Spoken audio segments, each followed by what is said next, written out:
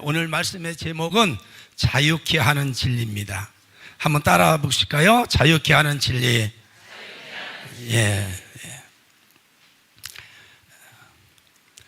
우리가 믿는, 우리가 섬기는 하나님은 영이십니다. 이렇게 육신의 눈으로 볼 수 있다면 좀 단순할 수 있겠지만, 보이지 않는, 사람의 눈으로 볼 수 없는 영적 실존이기 때문에 그 하나님을 섬긴다는 것이 어떤 때는 상당히 애매할 수가 있습니다. 그러기에 우리는 그 하나님에 대해서 더 깊이 알아야 됩니다. 하나님은 영이실 뿐만 아니라 그분은 영원 전부터 영원토록 영원하신 분이십니다. 천상천하에 하나님 같은 분은 또 없어요. 우리 신학사상에서는 그 신론이라고 하는 것이 있는데, 모든 게 다 신이다라고 하는 범신론도 있고, 또 많은 신들을 인정하는 다신론도 있고, 그러나 우리 기독교인들은 이런 범신론, 다신론 이거 다 배격하고 오직 하나님 한 분만이 참 신이시다, 참 하나님이시다, 유일신 사상, 유일신앙을 우리 기독교인들은 다 가지고 있습니다. 이러한 유일하신 하나님을 믿는다고 하는 성도들의 삶에 있어서 중요한 요소가 있는데, 그것은 바로 섬김입니다. 누구의 섬김이에요? 하나님 섬김입니다. 그러니까 우리가 오늘 이렇게 모여서 하나님께 예배드리는 것도 섬김의 한 파트, 한 부분이 되는 겁니다. 이 구약 성경의 중심 사상이라고 하면 우리 이미 교독했습니다만은 십계명을 이야기할 수 있겠죠. 그 십계명의 첫 번째 계명은 이렇게 시작됩니다. 너희는 나 외에 다른 신을 내게 있게 말지니라. 그러니까 누구만 섬겨야 된다는 거예요? 하나님만. 누구요? 그렇죠, 하나님만. 그 하나님만 섬겨야 된다는 거예요. 구약 성경에 보면 위대한 인물들이 많이 등장하지만 그 중에 믿음의 조상으로 등장하는 인물이 있죠. 누구예요? 아브라함. 여러분, 아브라함이 왜 믿음의 조상이 됐을까요? 그리고 하나님 앞에는 다 죄인인데 왜 하나님은 그를 의롭다고 하셨을까요? 그가 하나님을 믿었기 때문에 그래요. 여호수아서에 보면 이 아브라함의 아버지 데라의 신앙에 대한 이야기가 나오는데, 그 아브라함의 아버지 데라도 하나님을 안 믿었어요. 사신우상을 섬겼거든요. 그럼에도 불구하고 아브라함은 하나님을 섬겼다는 거예요. 여러분 생각해 보세요. 요 사이 같으면 좀 다를 수 있어요. 아버지가 어떤 신앙을 가졌던, 부모님이 어떤 신앙을 가졌던, 나는 기독교인으로서의 기독교 신앙을 갖겠다, 가질 수 있어요. 근데 옛날에는 그건 될 수가 없는 얘기예요. 아버지의 신앙이 곧 나의 신앙이어야 돼요. 아브라함의 아버지 데라는 그 수많은 부족들이 섬기는 다양한 신들을 그냥 섬긴 거예요. 그럼에도 불구하고 아브라함은 오직 여호와 하나님만을 섬겼어요. 그것이 하나님 보시기에 의롭다 여겨졌고, 그 결과 그 아브라함의 자손들인 이스라엘 백성들은 하나님의 뭐가 돼요? 선민이 됩니다. 하나님의 백성이 돼요. 근데 놀라운 것은 그렇게 하나님의 백성이 되어서 축복을 받던 그 아브라함의 자손 이스라엘 민족이 많은 고난을 겪는 걸 볼 수 있어요. 수많은 고난을 겪는데 이유는 딱 하나예요. 뭘까요? 우상을 섬겨서 그래요. 우상을. 하나님을 잘 섬길 때는 그들은 하나님의 큰 은혜와 축복 속에 살았어요. 하나님을 멀리 떠났을 때는 하나님은 당신의 선민이라고 할지라도 가차없이 채찍을 들어서 징계하시는 것을 볼 수가 있습니다. 고로 하나님의 형상으로 지음을 받은 우리 사람들은 하나님을 잘 섬겨야 됩니다. 그러면 그 하나님을 섬길 때 어떻게 섬겨야 하는가? 요한복음 4장 23절입니다. 자, 다 같이 읽겠습니다. 아버지께 참되게 예배하는 자들은 영과 진리로 예배할 때가 오나 곧 이때라. 아버지께서는 아멘. 어떻게 예배하는 자들이요? 영과 진리로. 영과 진리로 예배해야 된다 이게요. 영과 진리로 하나님을 섬겨야 된다 이게요. 하나님을 높여야 된다 이게요. 하나님을 기쁘시게 해드려야 된다 이게. 하나님께 순종해야 된다 이게. 뭘로? 영과 진리로. 아멘. 그러면 영과 진리를 알아야 하는데, 자, 영이라고 하는 건 무엇인가? 헬라 원어에 보면 영을 가리켜서 푸뉴마라고 그럽니다. 푸뉴마. 이 푸뉴마라고 하는 이 영은 혼과 육과는 차원이 달라요. 데살로니가전서 5장 23절에서 사도 바울은 사람을 구성하고 있는 요소를 세 가지로 소개를 하는데, 영과 혼과 육, 이렇게 소개를 해요. 그럼 여러분, 육이 중요할까요? 영이 중요할까요? 혼이 중요할까요? 영이 중요할까요? 그렇죠. 예수님도 그렇게 말씀하셨어요. 너희는 늘상 생각하고 하는 짓거리가 다 뭘 먹을까, 뭘 마실까, 오직 세상의 것, 뭘 입을까, 여기에만 너희들이 온통 신경을 다 쓰는구나. 그거 조금 밀어놓고 하나님 섬기는 일, 여기에 좀 더 너희들이 관심을 가져야 되는 거 아니냐. 예. 그러면 그렇게 말씀하셨음에도 불구하고 사람들은 진짜 이 중요한 영적인 이 요소, 내 영이 하나님을 찬양하고 내 영이 하나님을 섬겨 예배하는 이런 것에 대해서 좀 관심이 적은 거죠. 심지어는 하나님을 믿는다고 하는 우리들조차도 그럴 때가 참 많아요. 그래서 오늘 저는 이제 이 설교를 끝날 때가 되면 여러분들이 제가 전하려고 하는 말씀의 요지가 무엇인지 이제 다 깨달을 수 있게 되겠습니다만은, 먼저 성경이 말하는 이 영적 존재에 대해서 조금 먼저 한번 소개를 하고 넘어가려고 합니다. 예, 성경은 우리에게 하나님은 영이시다 이렇게 가르치세요. 한번 요한복음 4장 23절을 보겠습니다. 다 같이 시작.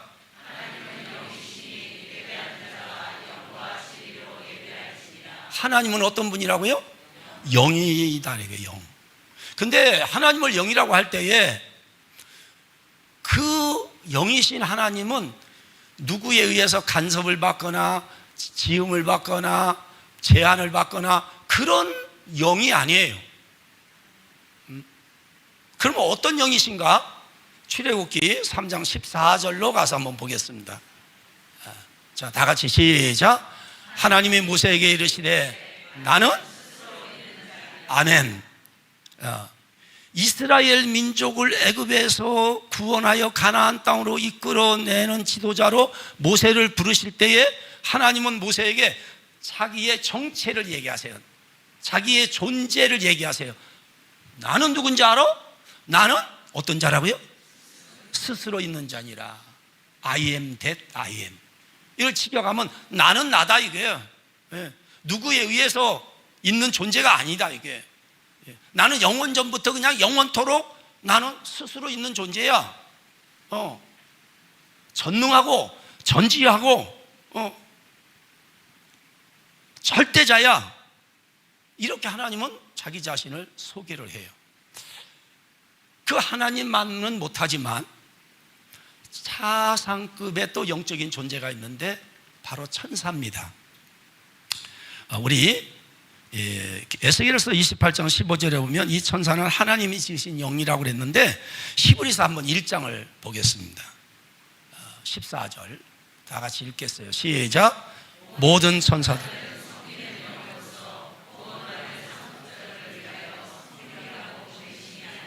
아멘.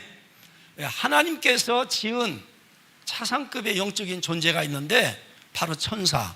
이 천사는 하나님을 섬기는 일과 함께 하나님의 자녀로 택함 받은 우리 성도들을 섬기라고 보낸 거예요. 그러니까 우리가 이 세상에 있는 동안에는 육신이 있기 때문에 하나님이 부리시는 천사의 도움을 받는 것이 굉장히 중요합니다. 예, 그런 수준의 신앙생활을 할 필요가 있어요. 예.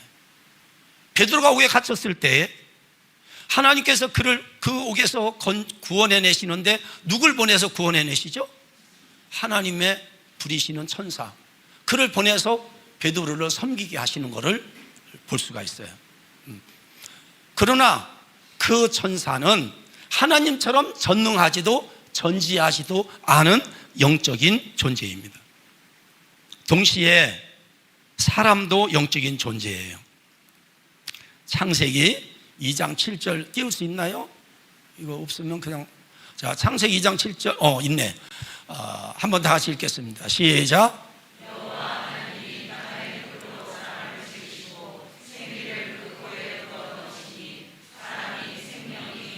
사람이 뭐가 됐어요? 그렇죠. 생명이 됐다는 말은 사는 영이 됐다는 거예요. 그때부터 비로소 영원히 사는 존재예요. 예. 단 천사와 다른 것은 천사가 없는 육이 있어요, 우리에게.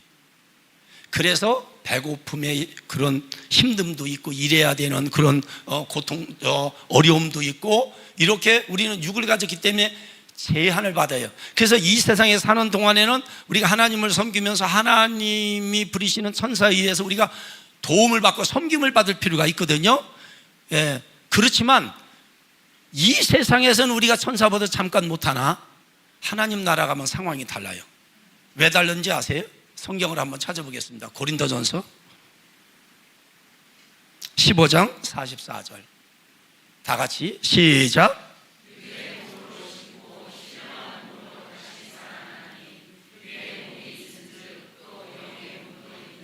아멘.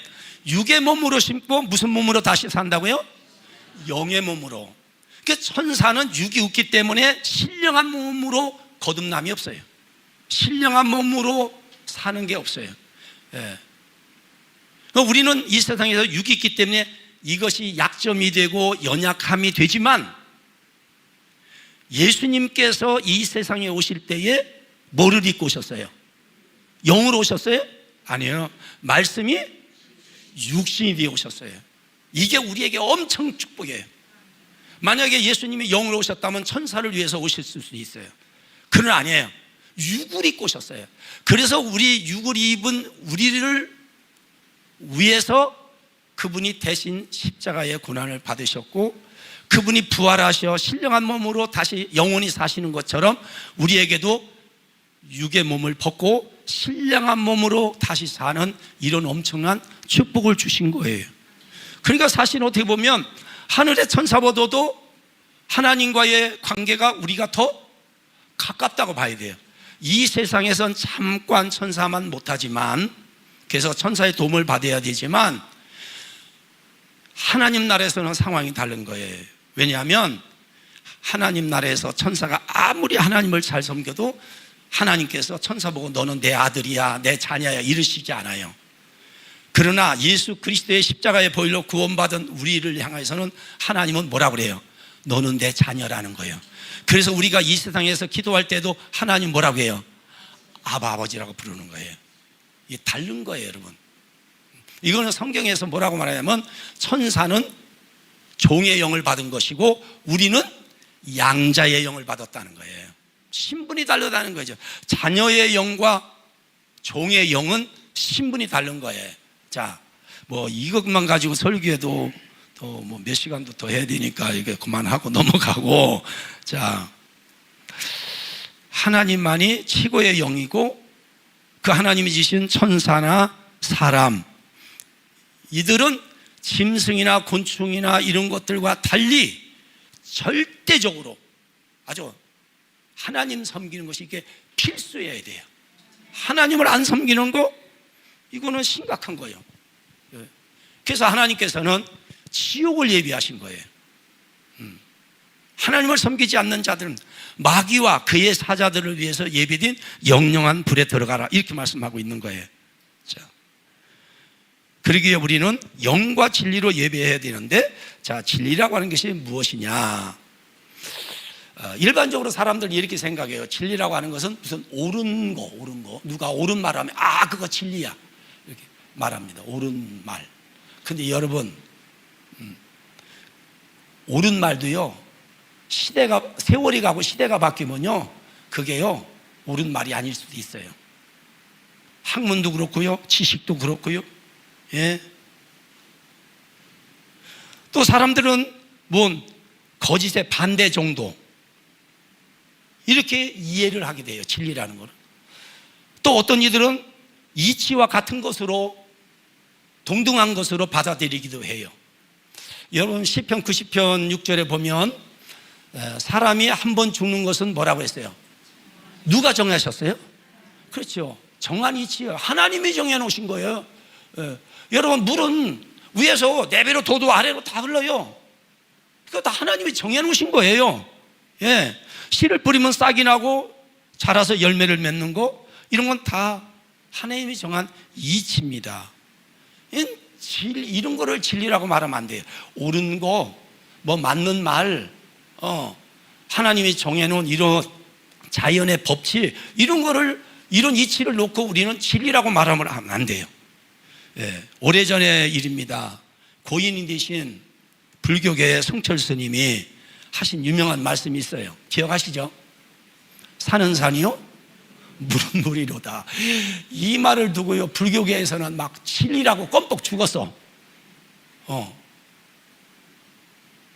그럼요, 자연의 그냥 이치예요. 이 사람들은 진리가 뭔지 몰라서 그래요. 진리라고 하는 것은 세 가지 속성이 있어야 돼요. 첫째로는 그 안에 생명이 있어야 돼요. 그리고 영원해야 돼요. 또 하나, 변함이 없어야 돼요. 여러분, 이 세상의 것이 이 세 가지를 충족시키는 게 어디 있어요? 예를 들어서 제가 양복을 싹 새로 해서 맞춰서 입었어요. 그러면 새 것이고 얼마나 좋아요. 근데 몇 년이 지나도 맨날 새 겁니까? 예? 아니잖아요, 여러분. 여성분들이 한복을 해 입었어요. 멋있지만 세월이 지나면 이 유행진 하잖아요. 남자들의 넥타이도 이게 넓어졌다, 좁아졌다, 이게 자꾸 바뀌잖아요. 그러니까 이 영원하지 않은 거, 변하지 않는 거, 그 안에 생명이 있는 거, 이것이어야 되거든요. 그러면 이런 물질적인 것 말고 어떤 이론이나 사상이라는 것도요, 이 시대에는 이게 오르서 정권이 바뀌니까 이게 오르네? 그래, 안 그래요? 특별히 우리나라는 더 그래요. 예. 여러분, 이 세상의 사상이나 이런 어떤 철학은 아무리 그것이 오라도 세월이 지나면서는 바뀌어요. 다 바뀌어요. 변해요. 예. 그러기에 그 안에 생명이 있고 영원하고 변함이 없는 거, 이게 진리인데, 제가 성경에서 그래서 과연 이런 세 가지 요소를 완벽하게 갖춘 것이 무엇인가, 진리가 무엇인가를 찾아봤어요. 한번 성경을 보겠습니다. 시편 31편 5절. 다 같이 시작. 내가 나의 영을 주의 손에 부탁하나이다. 진리의 하나님 여호와여. 아멘. 자, 하나님이 어떤 하나님이라고 그래요? 진리의 하나님이라는 거예요. 진리의 하나님. 그러니까 여러분, 세상의 어떤 이치를 진리라고 하는 것은 무식하기가 그지없는 거예요. 하나님과 같다는 얘기거든요. 하나님과 같은 것은 있을 수가 없어요. 만약에 그렇다고 하면 그건 범신론 신앙관이에요. 신관이에요. 이건 큰일 날 얘기예요. 기독교인들은 그런 신앙관을 가지면 안 돼요. 예. 자, 성경은 우리에게 분명하게 말씀하세요. 하나님은 뭐라고요? 진리이시다. 한번 따라해 보세요. 하나님은 진리이시다. 예. 하나님이 진리이시기에 그분의 입에서 나오는 말씀도 진리예요. 요한복음 17장 17절 시작. 그들을 진리로 거룩하게 하옵소서. 아멘. 아버지 하나님의 말씀은 진리입니다. 그러니까 하나님이 진리시기 때문에 그 입에서 나온 말씀도 진리예요. 동시에 그 말씀이 성육신하여 이 세상에 오신 예수 그리스도도 진리십니다. 아멘. 요한복음 1장 14절을 다 같이 읽겠습니다. 시작.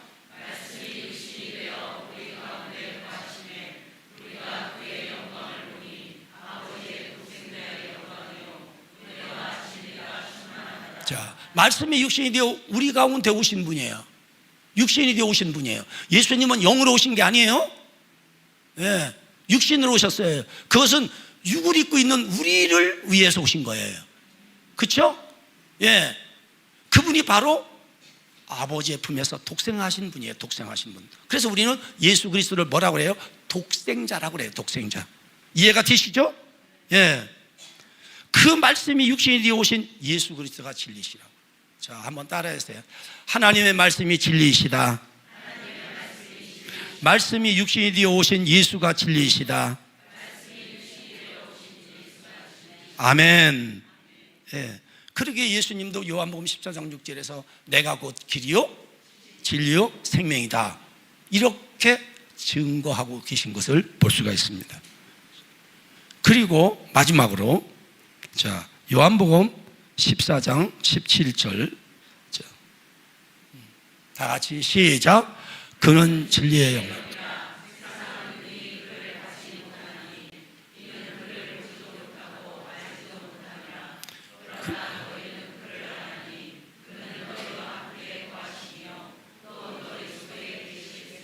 아멘. 성령은 무슨 영이라고요? 진리의 영이라는 거예요. 진리의 영. 자, 요한복음 16장 13절을 제가 읽어드릴게요. 진리의 성령이 오시면 너희를 진리 가운데로 인도하실 것이요. 성령은 무슨 영이라고요? 그러니까 자, 하나님의 말씀과 말씀이 육신이 되어 오신 예수 그리스도와 예수의 이름으로 오신 성령은 하나입니다. 이해가 되셨어요? 예, 하나예요.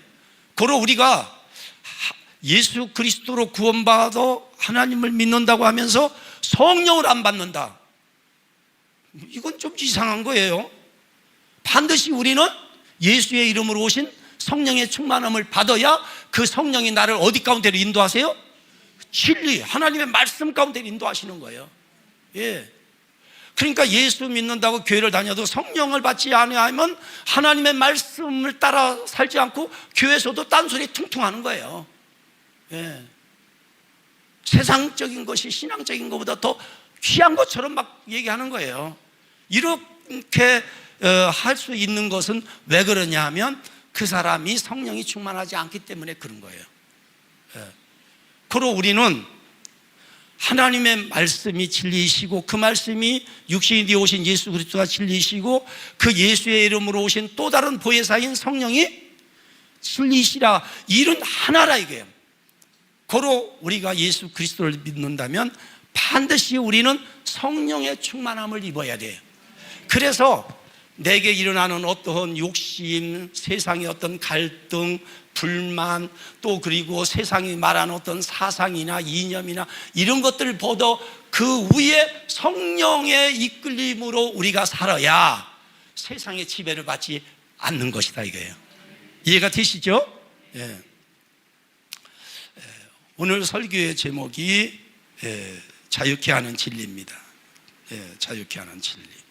자, 오늘 본문 32절에서 이렇게 얘기합니다. 진리를 알지니 진리가 너희를 자유케 하리라.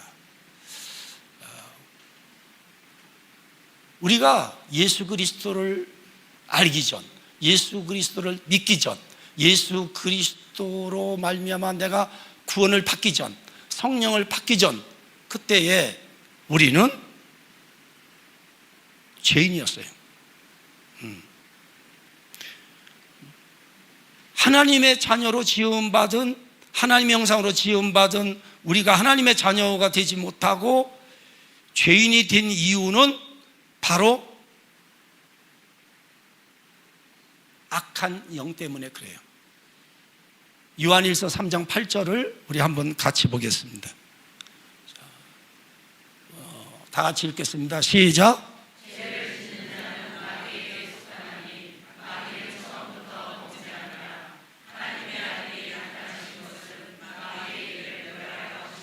아멘.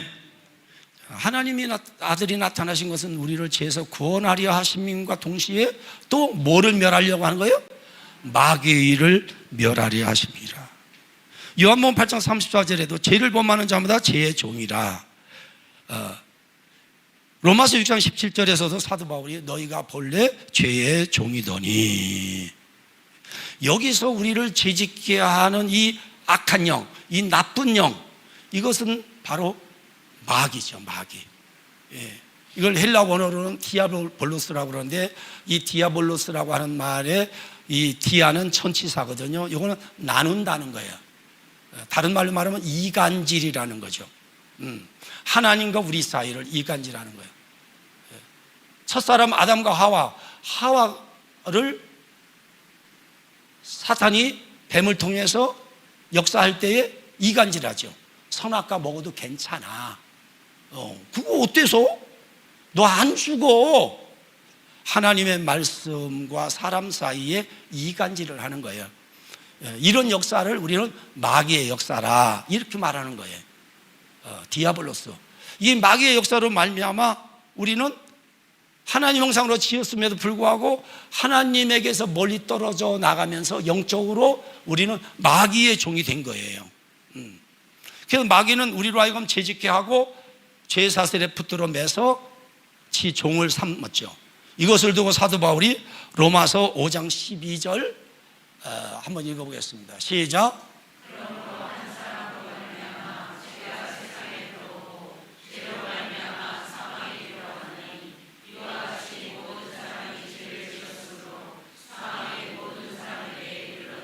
아멘. 죄로 말미암아 뭐가 왔다고 그러죠? 사망. 이거를 두고 로마서 6장 23절에서 사도 바울은 죄의 싹은 뭐라고 그래요? 그렇죠. 그 말은 지옥 간다 이 말이에요. 아주 직설적으로 말하면. 예. 그래서 오늘 본문 32절에서 진리를 알아야 자유할 수 있다는 거예요. 자유케 하는 진리예요. 앞에서 제가 이제 소개해드렸어요. 하나님 말씀은 진리다. 요한복음 17장 17절 말씀을 소개해드렸어요. 예. 자, 그 하나님 말씀은 진리인데 그 하나님 말씀이 어디에 기록되어 있어요? 공중에 막 이렇게 날아다녀요? 아니에요. 구약 시대의 선지자를 통해서, 신약 시대의 사도들을 통해서 우리에게 주셨어요. 성경 창세기서부터 말라기, 마태복음서부터 요한계시록까지 66권을 우리는 뭐라고 해요? 성경, 하나님의 말씀이라고 그래요. 예, 하나님의 말씀. 자, 하나님의 말씀이 이 성경 안에 담겨 있는데 바로 이 성경의 가장 중요한 요소를 우리가 알아야 돼요. 저는 16살에 처음으로 모태적인 신앙인이지만 그냥 교회를 다니다가 16살 때 처음 성령의 체험을 했어요.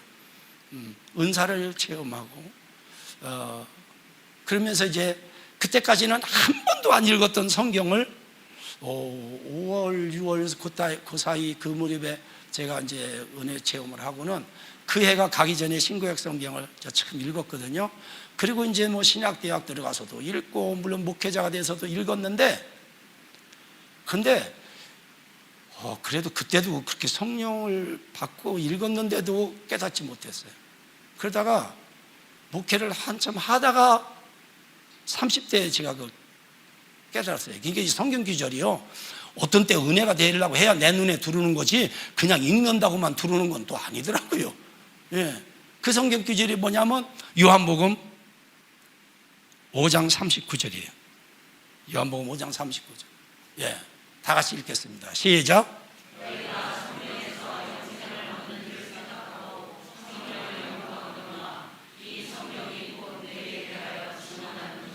아멘.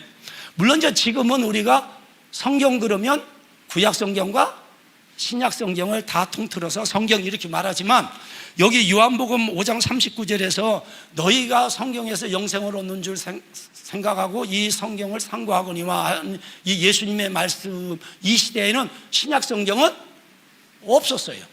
그렇죠? 창세기서부터 어디까지 있었어요? 예, 말라기까지만 있었어요. 근데 우리가 이 성경을, 이게 구약 성경을 보면 뭐 천지창조 이야기도 나오고 모세 이야기도 나오고 아브라함 얘기도 나오고 막 이런 쭉 이스라엘의 역사도 나오고 뭐 나온단 말이에요. 예. 우리는 그렇게만 성경을 읽으면 안 돼요. 예. 그거는 그냥 하나의 조각으로 보는 거예요. 조각. 성경을 전체적으로 볼 줄 알아야 돼요. 예. 그래야 성경이 열리기 시작을 해요. 분명히 예수님께서 말씀하시기를 너희가 성경에서, 그 말은 구약이거든요. 구약 성경. 이 성경을 상고하거니와 이 성경은 곧 나에 대해서, 예수님에 대해서 증언하는 것이라는 거예요. 그러니까 이 구약 성경만이 아니고 신약 성경 다 포함해서지만은, 자, 이 성경은 누구 이야기라는 거예요? 그렇죠. 구약은 오실 예수님에 대한 예언의 말씀, 신약 성경은 오신 예수님에 대한 증거의 말씀으로 이렇게 구분할 수가 있어요. 이게 굉장히 중요한 거거든요. 예. 이건 아주 핵심이에요. 그러니까 우리가 정말로 구약 성경을 이렇게 읽어보면 거기에 뭐 예수님, 물론 이사야서 같은 데 예수님에 대한 이제 예언의 말씀이 좀 있지만 사실 뭐 어디에도 뭐 없어요. 근데 우리 담임 목사님께서 설교하실 때도 그렇게 말씀하시잖아요. 구약 성경을 읽을 때도 거기서 누굴 만나야 된다고 그래요. 그렇죠. 예. 이게 성경을 제대로 보고 계시는 거예요. 예. 이게 뭐 목사님이라고 해서 이런 거 깊이 아는 분들이 별로 없어요. 저도 25부터 설교를 전도사로 시작을 해갖고 뭐 사실 30대 초반에 이걸 이제 알게 됐지만 사실 평생을 목회하고도 모를 수도 있어요. 그냥 부분적으로 보고 부분적으로 설교하고 부분적으로 알고 부분적으로 설교하고 그럴 수 있어요. 근데 우리가 분명히 알아야 돼요. 너희가 성경에서 영생을 얻는 줄 생각하고, 영생이란 말은 구원 아닙니까? 구원을 얻는 줄 생각하고 이 성경을 상고하니 이 성경은 곧 나에 대해서 증거하는 것이로다, 증언하는 것이로다, 나에 대해서 이야기하는 거야. 그렇다고 하면 여러분, 이 예수님이 오시기 전에 예수님에 대한 말씀보다 예수님이 오시고 난 다음에 예수님에 대해서 직접 증거한 사도들의 증언은 얼마나 귀하겠어요. 그런데 그보다도 예수님이 직접 하신 말씀은 또 얼마나 귀하겠어요. 예. 그 예수님, 그분은 바로 어떤 분이세요? 여러분, 물론 성경은 창세기에서부터 요한계시록까지 66권이 다 귀하지만, 다 좋아하지만 특별히 여러분 좋아하는 성경이 있죠. 그래요. 저도 있어요. 저는 요한복음을 제일 좋아해요. 그리고 여러분, 요한복음을 제가 제일 좋아하면서 동시에 여러분 그런 얘기 들어보셨어요? 성경이 설령 이 세상에서 다 없어진다고 하더라도 요 성경 구절만 있으면 된다고 하는 얘기 혹시 들어보셨어요? 뭐 그런 일이 있어서는 안 되겠지만 들어보셨어요? 뭐예요? 왜 대답을 안 하세요? 틀리면 뭐 나머지 학습하는 것도 아닌데 다 아시죠? 요한복음? 아이고 그거구나. 그럼요. 3장 16절 다 같이 시작. 이거 지워요. 이거 띄우면 안 돼. 이걸 뭘 띄워. 그렇지. 고마워요 방송실. 자, 이거는 안 띄워도 되는 거예요. 그죠? 예? 안 나오죠? 예? 안 나오죠? 예. 다 같이 시작.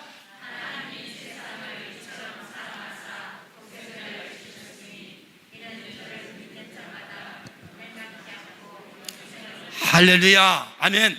예. 성경의 핵심은 바로 이거예요. 예수 그리스도를 믿음으로 말미암아 우리가 구원함에 이르렀다면 그 예수 그리스도를 통해서 우리를 구원하여 주신 그 하나님을 우리가 잘 섬기는 일, 이게 얼마나 귀하냐 이게요. 그래서 이 세상에 태어난 사람들이 제일 우선시해야 되는 것은 바로 예수 믿고 구원받아서 하나님의 자녀가 되는 거예요. 예. 동시에 구원받아 하나님의 자녀가 된 성도들이라면 진리의 말씀 안에 거해야 되고, 진리이신 예수 그리스도를 나의 구원자로 믿는 믿음을 갖고 산다면 그 예수 그리스도의 이름으로 오신 성령의 충만함을 받아야 돼요. 그래서 우리가 영과 진리로 하나님을 섬겨 예배하는 거예요. 단지 이 시간의 예배만이 아니고 우리의 삶 전체가 하나님을 섬기는 거야 된다 이게요. 예. 이러한 최상급의 예가 성경에 소개되어 있어요. 사도행전 16장 16절로 34절에 보면 바울과 실라 얘기가 나오거든요. 전 이제 이 이야기로 설교를 마치려고 합니다. 사도행전 16장에 바울과 실라가 마게도냐에 복음을 전하러 갔다가 이제 빌립보라고 하는 도시에 갔어요. 거기서 이제 복음을 전하는데 우연히 길에서 귀신 들린 여종 하나를 만났어요. 이 여자가 바울과 실라를 따라다니면서 자꾸 시끄럽히고 뭐 방해를 하니까 바울이 예수 이름으로 그 귀신을 내쫓아 버렸어요. 그래서 이 여자가 점도하고 뭐도 해서 이렇게 주인을 이롭게 했는데 귀신이 쫓겨나니까 뭐 못하잖아요. 그러니까 그 주인이 외지에서 들어온 바울과 실라를 고발해가지고 매질을 시키게 해가지고 저녁도 굶겨가지고 감옥에 집어넣게 했어요. 그래서 이제 바울과 실라가 빌립보 감옥, 저도 한번 가봤습니다만은 2번 가봤구나. 가봤는데 진짜 이게 지진으로 무너져 있어요. 그 팻말이 있더라고요. 옛날에 이게 빌립보 감옥터였다고. 여러분 한번 생각해 보세요. 자, 외지에 와서 오늘날처럼 무슨 변호사가 있나, 핸드폰이 있나, 어디 연락할 수가 있나, 갑자기 끌려가 갖고선 심하게 매질을 당해갖고 저녁도 굶고 감옥에 들어갔는데 이게 살아나올런지 죽어나올런지 알 길도 없잖아요. 그럼 여러분 상황이 어때요? 신바람이 나요? 기가 막혀요? 기가 막힌 상황이죠. 그럼에도 불구하고 바울과 실라는 뭐 하죠? 찬송하고 기도합니다. 그래서 갑자기 지진이 나며 막 옥토가 움직이고 감옥문이 열리는 거예요. 제가 여기서 물어보겠어요. 여러분, 지진이 나고 옥토가 움직이고 감옥문이 막 활짝 열리고 놀라운 일이죠. 근데 사실 그거보다 더 놀라운 일은 바울과 실라가 그 상황 속에서도 기도하고 찬양했다는 게 더 놀라운 거예요. 이게 신앙의 수준이 있어야 이게 보이는 거예요. 그렇지 않으면 우리는 뭐만 보이냐면 지진 났대요.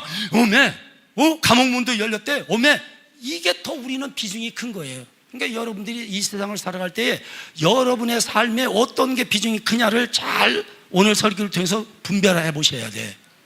네. 적어도 수준이 있는 사람, 옥토가 없는, 뭐 하나님 하시면 하는 일이니까, 하나님이 천사를 보내서 뭐 뭔 일은 못 하셔? 감옥문 하나 여는 게 문제예요? 10개라도 열으시는데? 예, 그렇게 생각하셔야 돼. 중요한 건 뭐냐면 그 상황 속에서도 뭘 했다? 뭐 했다?